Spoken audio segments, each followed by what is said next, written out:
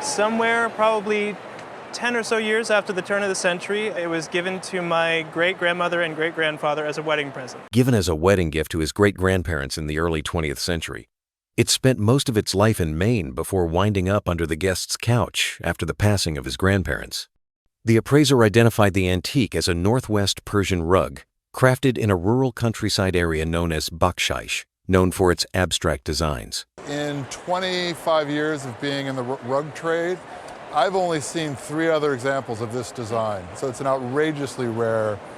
The design symbolizes the seasonal migration of a herd of antelopes between summer and winter pastures through the mountainous region, reflecting the people's deep connection to the land. There was a lot of abstraction in the way they interpreted things, so when you see like the antelope floating in the night sky, it's not Santa's reindeer, it's just another antelope. The weaver's interpretation of the natural world is visible in the abstract depiction of antelope and stylized cypress and pomegranate trees. I mean, I'm calling this a night sky, but that's my own interpretation. The rug dates back to the 1880s or 1890s, a time when folk art rugs like this one were less popular than urban-style pieces, making it all the more exceptional. Despite its age, the rug remains in remarkable condition, with vivid colors and minimal wear.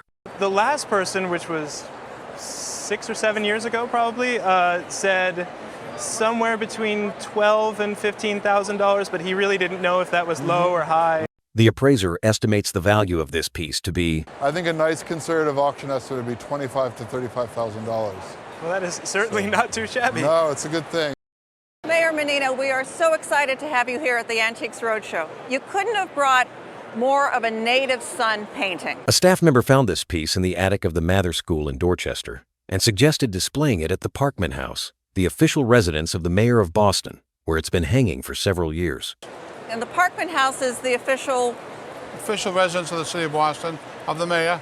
It's a house Parkman family gave to the city of Boston, early 1900s. The sign at bottom indicates this was painted in 1948 by Aldro Hibbard, a renowned post-impressionist artist, best known for his winter landscape painting scenes. Born in Falmouth and raised in Dorchester, Hibbard studied at the Museum School in Boston, where he refined his skills before teaching at Boston University and co-founding the Rockport Art Association. He summered in Rockport, but he spent the winters in Vermont. This particular piece is a Vermont winter scene, showcasing his ability to bring the cold, crisp snow to life with colors. There was an article in the Boston Globe in 1918 saying that some artists paint snow and it's just white paint. Aldro Hibbard paints snow. The appraiser commends the painting's excellent condition, noting its protective glass and the fact that no restoration is needed. For insurance purposes, the appraiser estimates the painting's value at between $45,000 and $50,000. Wow. Yes. $45,000 and $50,000, huh? Yes. That's pretty good. We're going to keep it at the Parkman House and show the public what a beautiful painting we have. Unfortunately, I know very little about the painting. You asked me earlier if I even looked up the artist. I didn't bother because it's not one of my favorites. Purchased in the early 70s at an estate sale, the guest admits it wasn't a favorite at the time and spent years tucked away in a closet before eventually being displayed in her hallway. And do you remember how much you paid for it? Well, I think it was either $50, could have been $75, I'm not sure. The painting was done by Alson S. Clark, an American Impressionist painter, mostly likely in 19th century, as the sign at the edge indicates. Born in Chicago in 1876 into a wealthy family, he traveled to Paris in 1898 and studied under James Whistler, but his real fame came from his paintings of the Panama Canal. He was there when they were building it, and he did a number of paintings of it, and that's what a lot of people know him for. He died in about 46, in his 70s. This painting is an oil on canvas that depicts the Tuileries Gardens in Paris, a popular spot for artists at the time. Does it need to be cleaned? It does need to be cleaned. It's actually on the order of filthy dirty. While the painting has discolored varnish, it's in no worse shape than many pieces of its age, and the condition can be very well easily corrected. The painting's value should be between... It's worth today at auction conservatively in the realm of $30,000 to $50,000. You are kidding me. That's incredible. 30 to... Oh my. So, I I don't know what to say. I'm stunned. I guess I like it a lot more now. I about 18 years ago was traveling in Paris with my husband, and he was uninterested in going out to the flea market area outside of Paris. In the early 1980s, the guest purchased this Yellowstone painting from an antique store, which she stumbled upon at a flea market in Paris. What did you pay for the painting? You know, I can't really remember the details, but I bet it was no more than $500, $600. For years, it sat in her dining room, but she didn't know its true value until later. It's been in my dining room ever since, and I don't know a darn thing about it, although it says it's from 1883. What seemed like an ordinary painting turned out to be historic. It was the work of Arthur Brown, who visited Yellowstone in 1883. Brown's watercolors captured Yellowstone's beauty.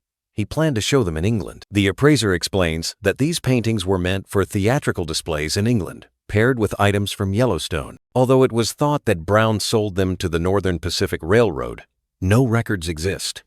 This adds mystery and value. He had the paintings and he would lecture and they were beautifully lit, and he called them sun paintings. This Yellowstone painting is a rare find from Brown's collection. It is beautifully detailed. However, the Northern Pacific Railroad has absolutely no reference for the purchase of these 20 paintings. Wow. The frame wasn't what the guest thought. It was just a liner, not a full frame. But the painting is in great condition. The painting's quality is evident. Its historic context makes it a priceless treasure. The guest thought it was worth only a few $1,000s, but now it's worth much more. The appraiser estimated worth. I would evaluate it at between $75,000 and $125,000. No, Yes. I can't believe it. Yes. Wow. Oh, it's so special. My family's going to be so surprised. It's a collection of 3 rings that were passed down from my mother, who died about 4 years ago. The guest presents a collection of 3 rings passed down from his late mother, who inherited them from his grandmother. The first ring is a jadeite piece, featuring a beautiful apple green tone, flanked by simple baguette diamonds. It does have some numbers inside that may be tracked through research, but it is not signed, so we don't know who made that. The ring dates back to the 1920s, and the groove on its underside shows it was originally a button. The appraiser estimates the jadeite ring's value to be around $5,000, based on its quality and condition. Next in line is the ruby ring, with a stunning 3.5-carat ruby, probably Burmese at the center, displaying a bright red color. Corundum, which is ruby, and it's got a very special quality to it in that it's a very bright red stone. They sort of glow when you look at them. It's signed with some 5-digit numbers, which possibly could be researched, but we don't know who made that. If confirmed as Burmese, the appraiser conservatively values the ruby ring at around $15,000. Finally, the diamond ring, also about 3.5 carats, features a clean, flawless stone, set in a 1920s Art Deco design. Unlike the other 2, this one is signed Shreve and Company, which is a retail store in San Francisco, still in business. This one is so beautiful for a lot of reasons. It's a perfect square-shaped stone. It's 3.5 carats. It's a very beautiful size, and that is quite wearable. Due to its quality, the value will be around $40,000, and the appraiser adds that together, the 3 rings are worth. Collectively, all 3 rings, probably right around $60,000. Oh, very impressive. I'll have to get the Brinks car to take them home. This is Ralph Waldo Emerson, a great American philosopher. He was probably one of America's greatest philosophers of the 19th century. Worked up in Massachusetts, Boston area. This piece is a sculpture of Ralph Waldo Emerson, one of America's greatest 19th century philosophers. As the sign on the sign denotes, it was crafted in 1879 by Daniel Chester French, a prominent American sculptor with other popular artworks. Well, I know that he also did the Lincoln statue and the Lincoln Memorial in Washington. Another popular piece he worked on was the sculpture of the Minuteman in Concord, Massachusetts. The guest discovered the sculpture in an antique store in central Wisconsin, where it was mistakenly misidentified and bought it for $500 after doing some research into its true value. Also, signed on the underside by the Jules Bersham Foundry in Chicago, this sculpture is a rare find. Though the model for the bust was made in 1879, it was probably cast around 1900 by Jules Bersham, a studio in Chicago that worked with famous artists of the time. French is known for his big public works, but this is one of his rare, smaller pieces that people can gather. The appraiser admires the fine casting, beautiful modeling, the finish, as well as the patination of the piece. This sculpture is an excellent representation of French's ability to capture personality and expression. It has some very minor condition issues. I think it's been rubbed a little bit, but I don't think that would affect the value all that much. It's likely that this piece would earn between A piece like this at auction, I think conservatively would bring in the $15,000 to $25,000 range. Wow. That was a little bit more than I expected. And a little bit more than the $500. A little bit more than $500 too. Yeah. The guest thought he had a Civil War cartridge pouch, a keepsake discovered in the attic of his parents' home on Cape Cod after they purchased the house just after World War II. For decades, it stayed tucked away, gathering dust and mystery until today. But what looked ordinary turned out to be anything but. This wasn't Civil War at all. Originally raised in 1741 by Thomas Fouque, the 43rd Regiment of Foot served in nearly every major British conflict of the 18th century, from Canada to the Caribbean. The appraiser confirmed it was an original Revolutionary War British cartridge box, dating all the way back to the 1770s. And not just any regiment. This box belonged to the 43rd Light Infantry, a British force that fought at Lexington and Bunker Hill. It still has the original leather sling, the red cloth insert, the closure tab, and even the wooden cartridge block inside. What makes this piece remarkable isn't just its age, it's the condition. Nearly every original part remains intact. This is a rare, complete Revolutionary War artifact, and it's in a league of its own. A hole in the musket so it would keep firing. Yeah. We have the brass plate with 43rd Light Infantry. We have the red cloth behind it. A piece like this, with its original features intact and a direct link to Revolutionary War battles, rarely surfaces outside museum walls. Still present. It's got the original wooden block on the inside of it. Right. It's got the original finial on the bottom, the metal finial. Right.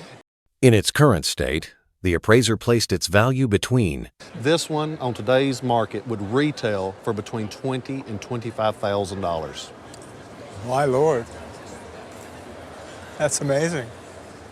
I mean, it's amazing that it's Revolutionary War.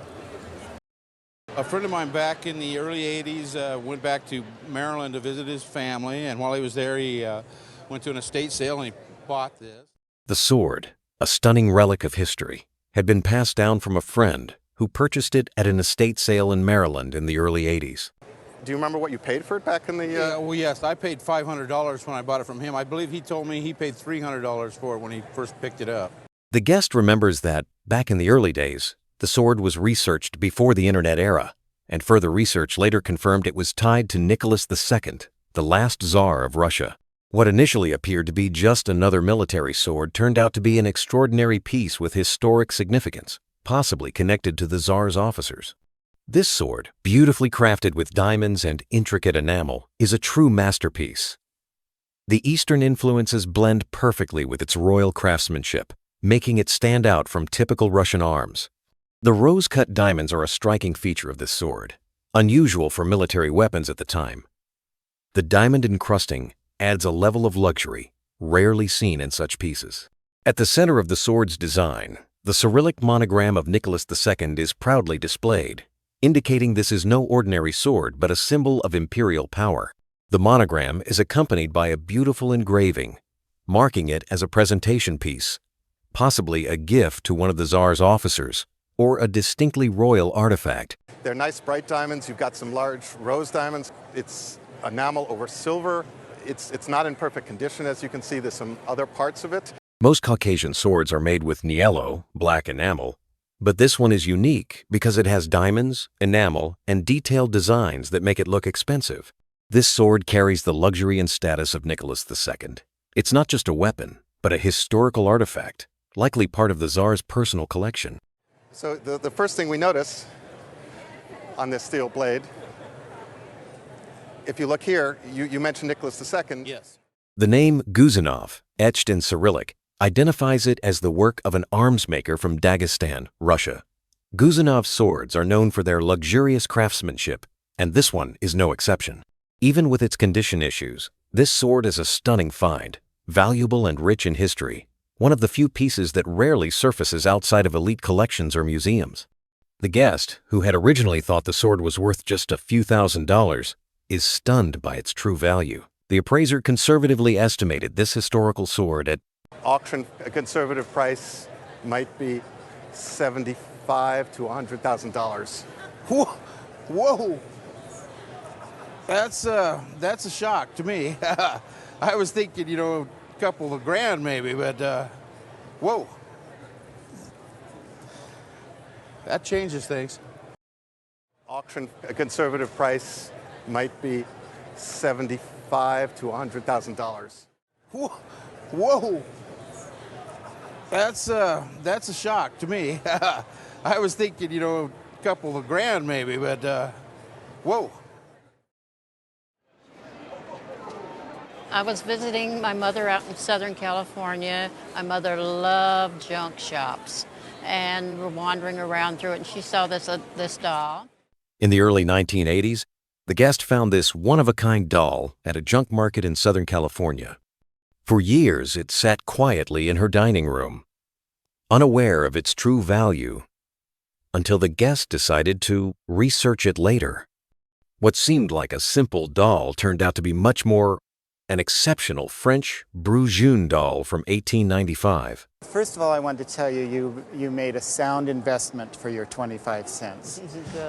The doll is French. Made by Bru, a renowned French doll maker, this doll is part of a highly desirable size one, the most sought-after size in the doll collecting world. Bru made dolls from 1866 to 1899. They reached their zenith in about 1885.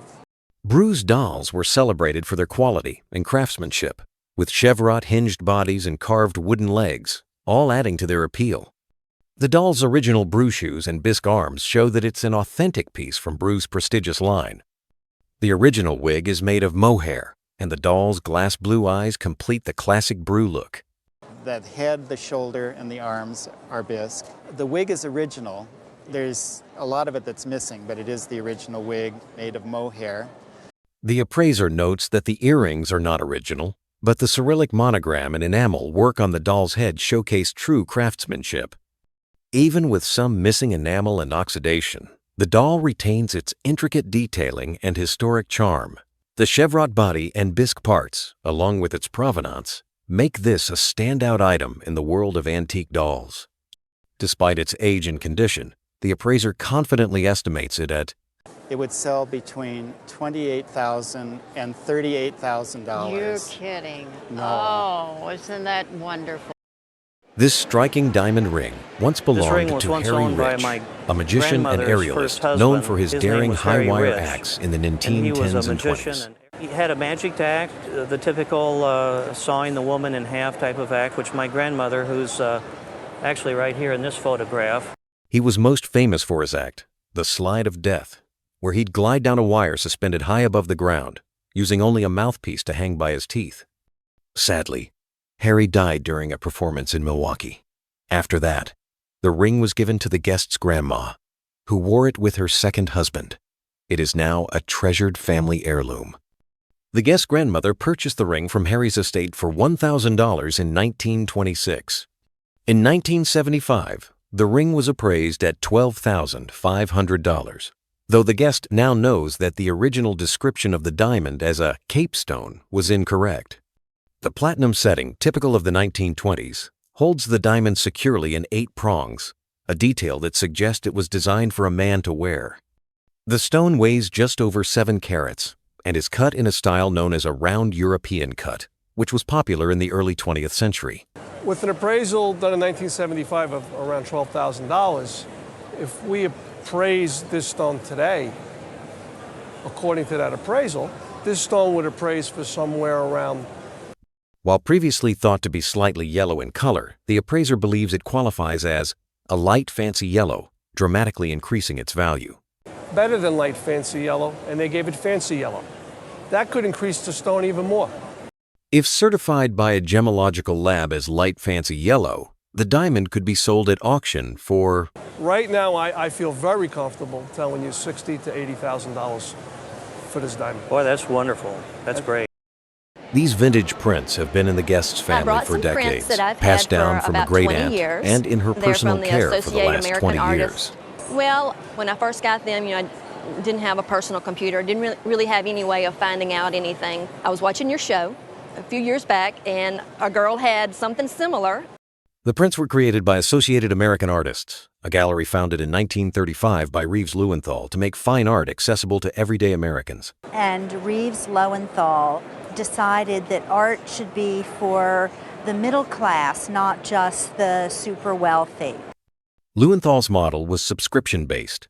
4 artists were commissioned each year to produce limited edition prints sold by mail order. Lowenthal collaborated with Sylvan Cole and Estelle Yanko to curate works from notable American artists like Thomas Hart Benton. Among the guests' collection is Thomas Hart Benton's Slow Train to Arkansas, a widely recognized and historically significant print, and can fetch up to $4,500 at auction. Other works in the set include Tattoo and Haircut by Reginald Marsh, valued around $1,500 in pieces by Luigi Lucioni and Ernest Feeney. Lucioni's Vermont landscapes typically sell for $100 powering, while Feeney's etchings bring about $50 on the auction market. In total, the guest owns 40 prints, most in excellent condition. Together, we're talking about a value for the group of 40 of approximately $48,000 at auction. That's great. That's unbelievable. I cannot believe that. I had no idea. I really had no idea. This rare set of tobacco cards came from the guest's late mother's attic, where they'd been tucked away for nearly 20 years. They originally belonged to his uncle and were brought over from Baton Rouge around 1940 after the family home was dissolved. The appraiser identifies the cards as dating back to 1910 to 1913, remarkable survivors given their southern origins and the region's humid climate. These aren't the typical tobacco cards you see. They were issued particularly in the East and West Coast. Here is a sample of something called the T213 set. And it looks very similar to the T206 set. That's the famous set with Honus Wagner.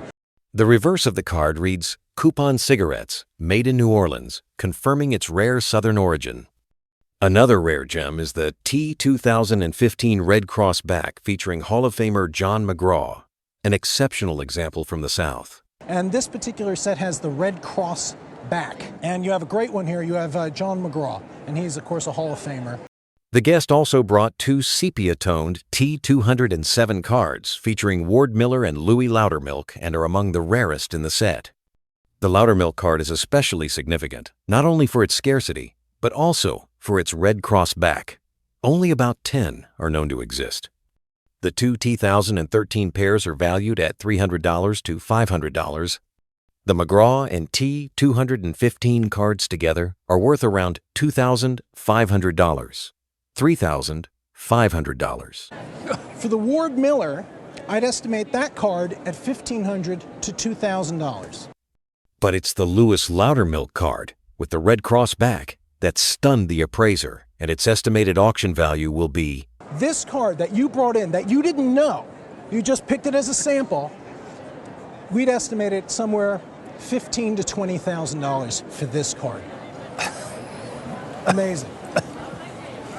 I'm stunned. We were stunned. We bought a painting that we purchased back in 1986. The guests purchased this charming portrait in 1986 for $500, a spontaneous yard sale find inspired by their grandmother's encouragement to cherish old treasures. We were Saturday in an early morning looking at the newspaper and going through the for sale section looking for sales to go to, and came across this ad. And we hit the road and went down to see it. Lilla Cabot Perry was a notable Bostonian who studied in France and became a leading advocate of Impressionism in the U.S., even befriending Claude Monet and promoting his work domestically. We were able to figure out that this is Edith, the granddaughter of Lilla Cabot Perry, and the doll's name is Carol. This intimate oil-on canvas portrait reflects her mastery of light, color, and gentle brush strokes, hallmarks of her style influenced by French Impressionism. The painting remains in excellent condition and retains its original frame, enhancing both its aesthetic and market appeal. A current auction estimate for the painting would be at least I would say a current auction estimate for this painting would be at least $40,000 to $60,000. Wow. Really?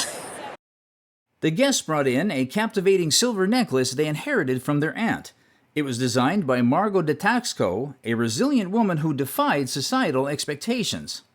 Overcoming personal hardships, Margot de Taxco carved a unique path for herself in the male-dominated world of silversmithing in Mexico. She established herself as a prominent designer and opened her own workshop, employing a team of talented artisans.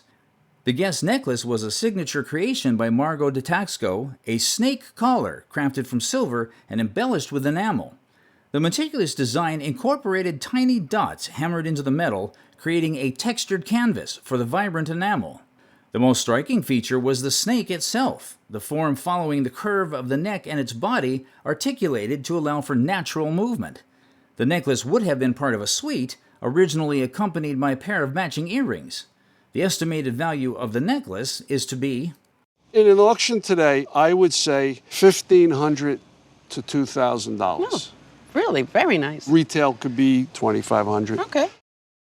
A remarkable pair of haute couture dresses, purchased by our guest, are presented to us today. These exquisite dresses were created by none other than Ossie Clark.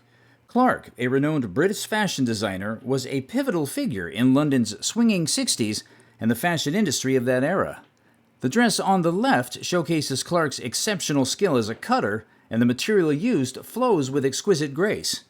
The material is sort of rayon crepes that flows really beautifully, sometimes referred to as moss crepe.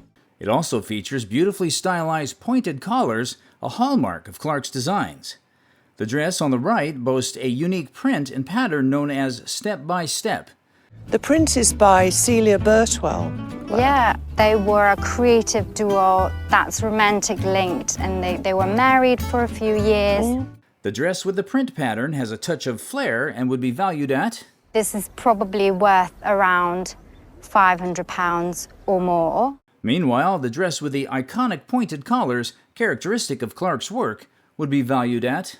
This one with the pointed collar would have a value around £300. I'm amazed, absolutely amazed.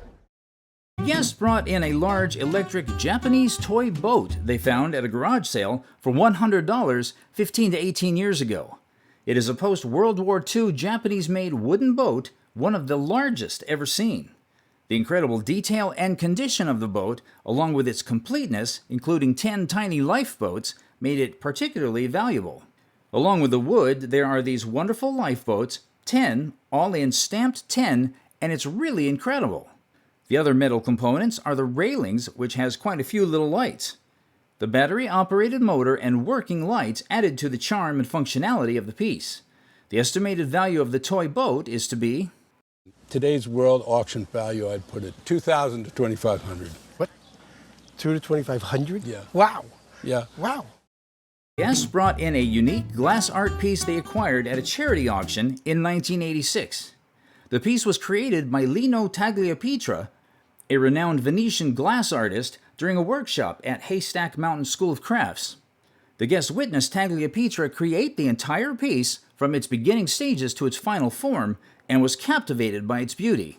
Although the piece lacked a signature, the guest had a compelling story and a series of photographs documenting the creation process, which are considered equally valuable. Lino Tagliapietra, a master of glassblowing who apprenticed under the famous Archimedes Seguso, was known for his innovative use of filigrana, a technique that incorporated delicate thread-like white glass elements. This piece showcased this very technique. While simpler in design compared to Tagliapietra's later works, the early creation date and the unique documentation of its creation process significantly enhanced its value. The estimated worth of this piece is... I would put an insurance value of $6,000 on it. Wow. Whoa, things have come up. Wow. Yes. The guest inherited a French doll from her great-aunt, along with a note stating the doll was brought from France in 1868. The appraiser confirmed its origins and dated it to between 1868 and 1870. The doll's clothing, known as trousseau, was considered extra special and rare, and each dress was made in the same pattern and period. The doll was an FG doll made by François Gautier with a body made by Gesland. The doll wasn't undressed to avoid damaging the clothing, and it featured bisque hands and legs. The pockets on the clothing were made for holding a fan. The doll's clothing included a hat, purse, and underwear, all made in cotton with original buttons.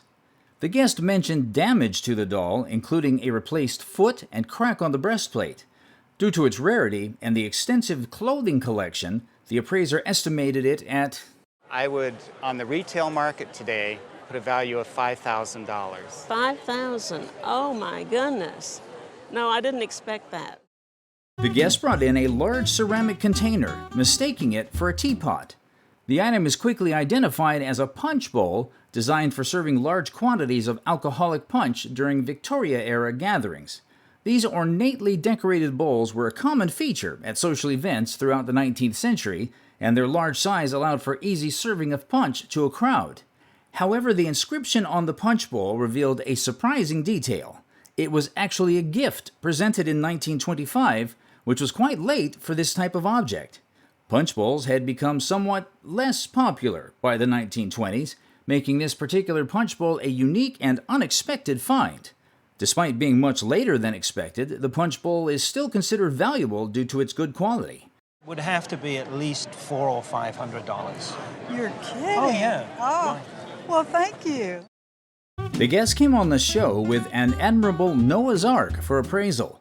At first look, the Ark looks angular without flair until the lid is lifted and the treasures inside are revealed.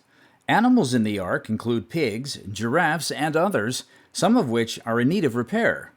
This is the whole history of Noah's Ark dating to the 19th century, located between Germany and Slovakia. Other animals in the Ark were known as forest toys and made from a British company. They were responsible for making stylish wooden toys in the 1920s. The wood was carved in facets and angles and were not realistic. Therefore, because this story is so much about the 1920s, the realistic value for this piece is around... I'm going to stick my neck out on this and say that it would fetch between perhaps £600 and £800. Oh, goodness me. The guest brought in a doll they found in pieces at an estate sale. It is an Armand Marseille mold number 240 googly doll, a German-made doll produced around 1912. While not a true Cupid doll, a copyrighted design, this doll shared many similar features, including a large head, big eyes, and an impish grin. The doll's quality is also truly impressive. Armand Marseille was a renowned doll maker, and this particular doll boasted a bisque head in excellent condition and a jointed composition body. An interesting detail is that this doll could have come with either a baby body or a toddler body, with the latter being more desirable for collectors. Although the doll needed some minor eye repair, its overall condition and quality were exceptional. Considering the guest only paid $175 to $200 for the doll in pieces, the current estimate at auction is... An auction estimate would be easily $2,500 to $3,500.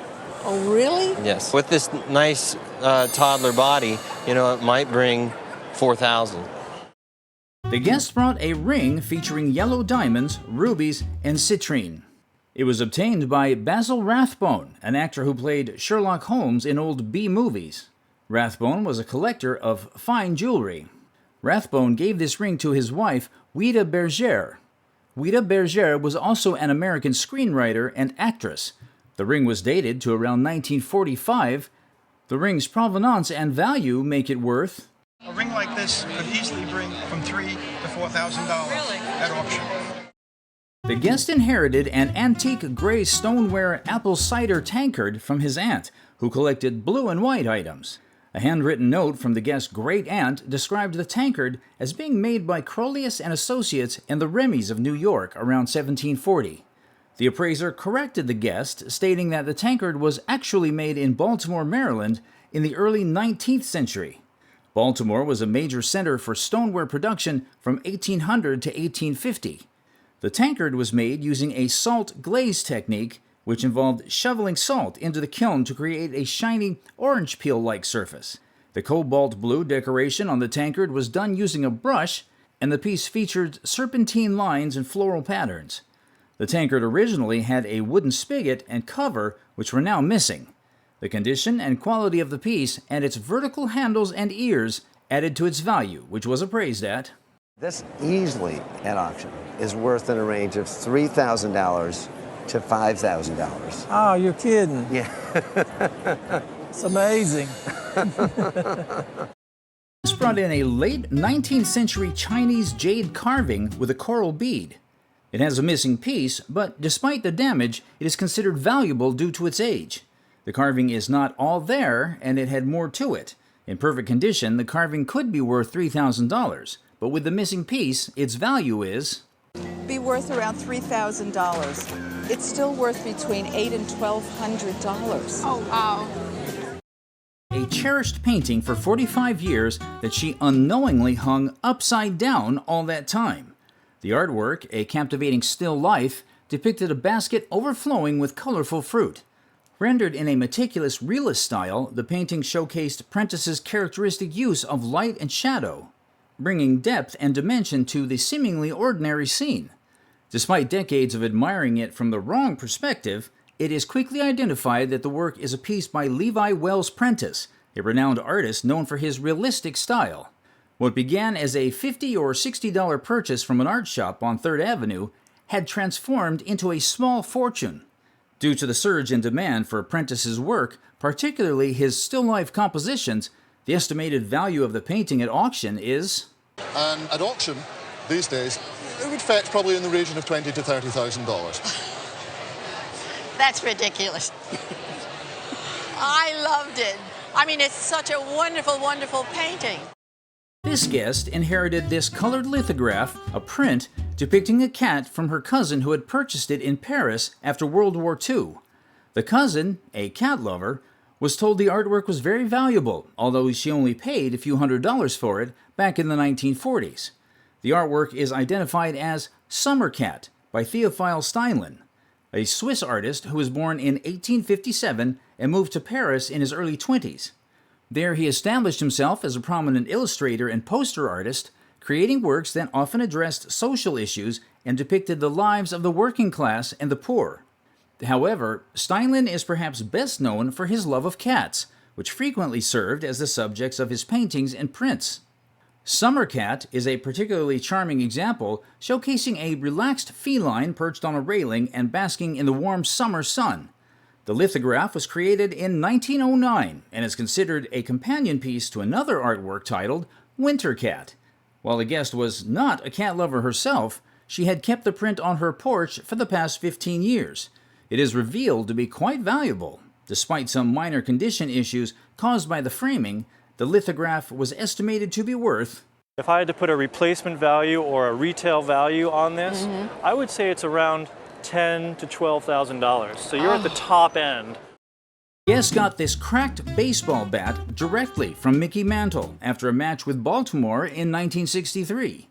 At the end of the handle is inscribed T108, which is the sign on the 6 baseball bats Mickey ordered from Louisville Slugger. To protect it from breaking, the guest did a beautiful tape job on the bat. In 1963, the New York Yankees were American baseball champions, even though they lost the World Series to the Los Angeles Dodgers. Due to the crack, the value has been affected, but it can be insured for $15,000. At an auction, the realistic estimate for this item would be... I think that if it was to go to auction, I think an auction estimate would be about $10,000 to $15,000. Oh my God. Well, isn't that wonderful? Absolutely. Holy cow, I never would have expected that.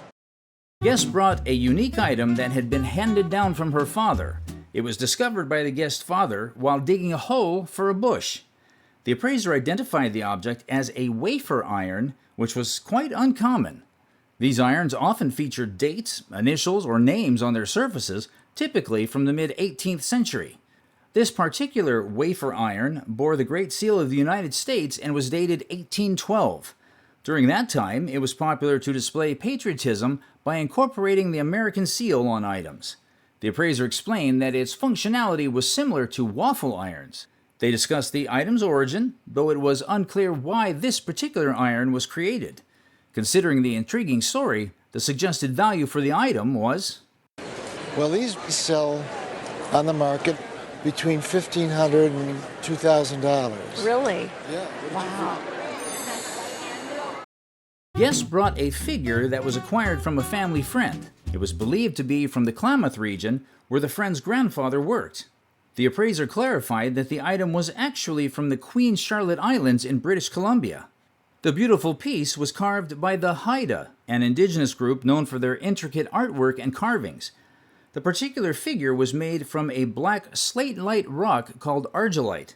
The appraiser acknowledged the rare piece for its distinctive style and craftsmanship. The object had some condition issues due to falling from a fireplace mantel. Despite this, the suggested value for the item was...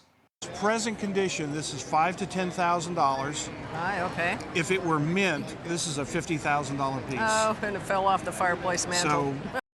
These paintings, executed in oil on canvas, were created by George Hitchcock. Hitchcock, an American painter, was primarily active in Europe, especially in the Netherlands.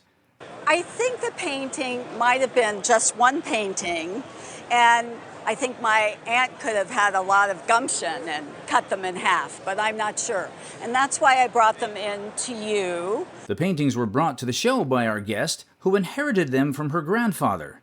He's already left the United States and he doesn't come back. And these would have been done in the Netherlands, as you can tell by the headdress on the two lovely ladies here. Upon closer inspection, we can see the artist's signature, dated 1889. The paintings depict two girls seated in a chair surrounded by flowers.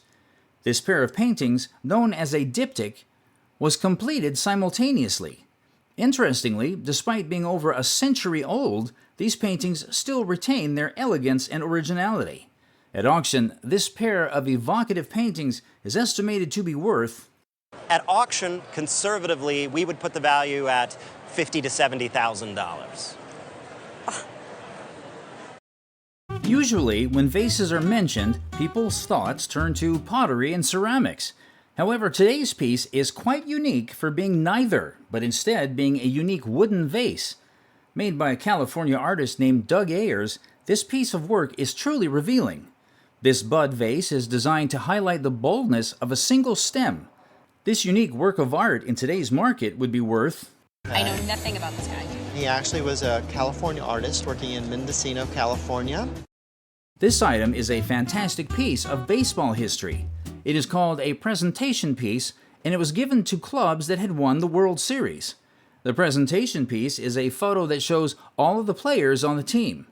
This piece was presented to the Chicago Cubs circa 1908. And this was given out to celebrate the fact that the Cubs had won the World Series in 1907 and 1908. The first team ever to do that. Of course, the World Series started in 1903. It shows many important figures in the team at that time, including Mordecai Brown.